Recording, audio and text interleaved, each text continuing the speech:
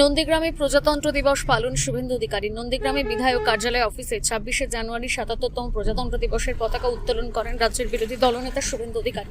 পাশাপাশি নন্দীগ্রামের বিরুলিয়াতে নেতাজি সুভাষচন্দ্র বসুর নবনির্মিত মূর্তি উন্মোচন করে মাল্যদান করেন রাজ্যের বিরোধী দলনেতা শুভেন্দু অধিকারী।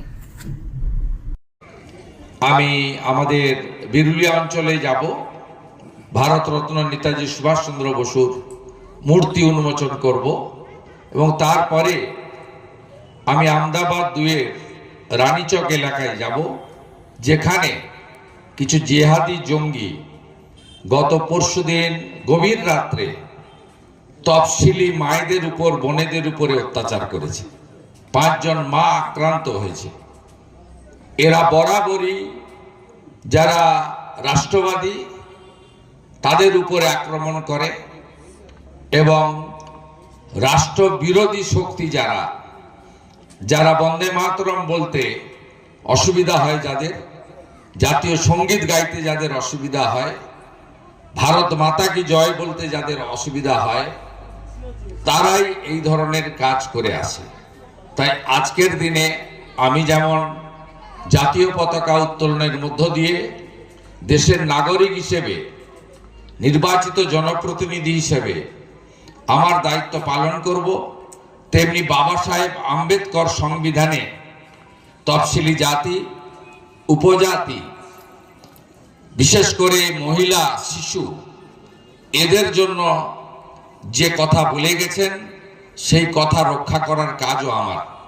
তাই যেমন আমি আপনাদের সঙ্গে এই উৎসবে মিলিত হলাম, তেমনি হরিজন পল্লীর মা বোন দিদিদের উপর যারা আক্রমণ করেছে তাদের বিরুদ্ধে নিজেকে গর্জে তোলা, তাদের পাশে দাঁড়ানোর কাজটাও আমার কর্তব্যের মধ্যে পড়ে। সবাই খুব ভালো থাকবেন।